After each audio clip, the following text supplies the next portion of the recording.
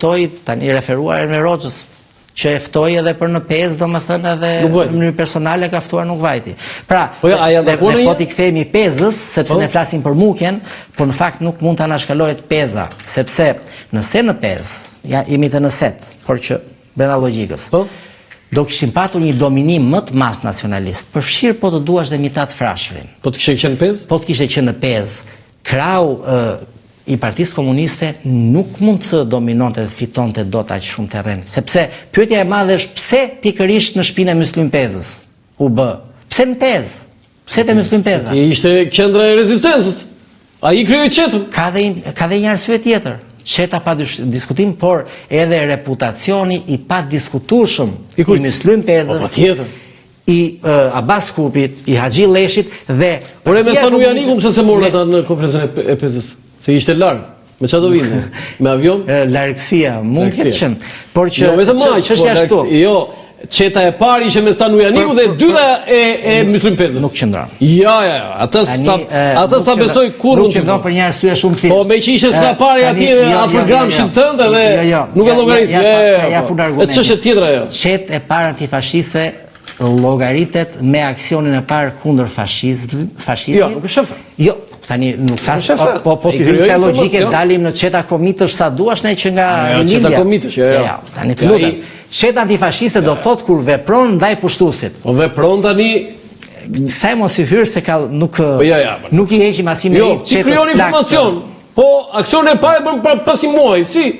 Ti nuk e quan këtë kur e krijon? Ore po aksioni i parë është nuar dhe për qetën e Pezës, se po ashtu i kishte kohë që ishte krijuar. Aksioni në prill të 39-s me Sanu Janiku, ja, këtu jemi dakord. Jo. Këtu ka një logjik tani e di si dalim këtu, dalim si te krijimi i ballit kombëtar që dëgjoj ishte krijuar në fshet që përpara, por aksionin apo shkrimin e parë. Por e ballin unë e di që ti do shumë ore, prandaj flet shumë po. Jo, prit.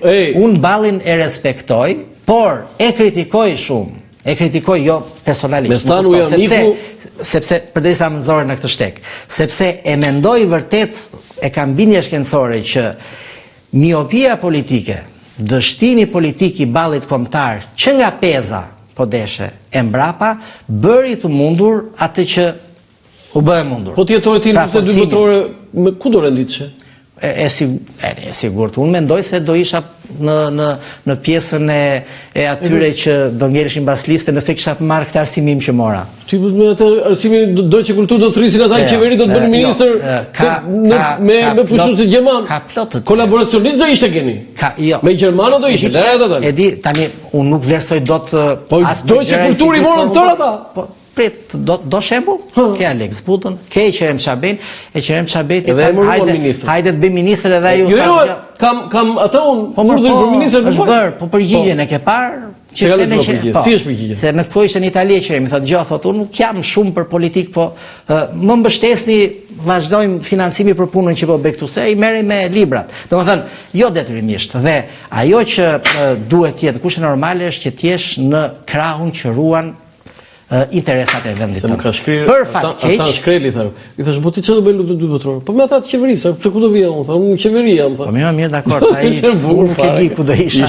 Por besoj se do isha në krahun e vendit tim. Dhe krahu i vendit është andej nga ruan dhe luftohet për interesat e vendit. Sa Jugoslav kishte tani për sa i përket në këtë kohë jemi ende ku Jugosllavët përfaqësohen ende me dy emisarë që nga themelimi.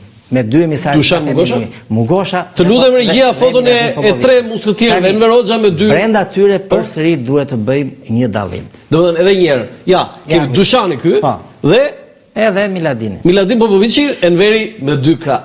Kjo është fota kështu monumentale kjo. Nuk ishin edhe shtrirë, por që monumentale. Shtrirë në krevat thotë. Unë mendoj që gjithmonë kur flas mendoj kanë fjalën për bindje jo. Tani mi portretizo pak të dy. Ky ishte serb Dushani?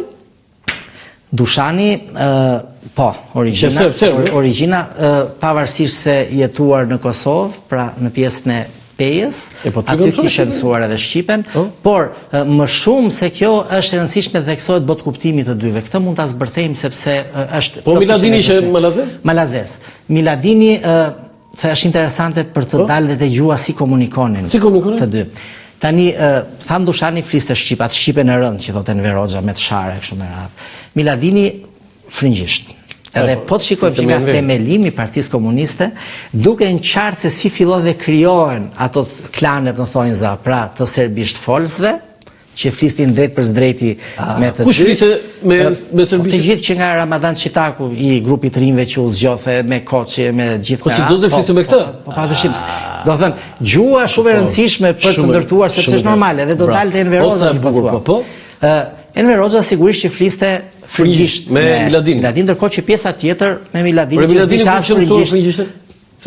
Gjua e kulturës kohës, kuptimin që Miladini ishte i arsimuar. Po, Miladini kulturë të madhe kishte po. Ishte i arsimuar, ndërsa ky tjetri u kthye në armikun më të madh të shqiptarëve, komunistëve shqiptarë, sepse i urrente intelektualët, e shpreh me vepra, po të lexosh edhe librin e tij, e thot qartë, dhe me grupin e të rinjve në veçanti krijoi një armiqësi të madhe sepse vinin një pjesë shkollarësh edhe studentësh dhe të arsimuar, ndërkohë që komunist, por më tepër anonte si antar dhe mendonte si antar i Partisë Komuniste Serbe se sa asaj Jugoslave.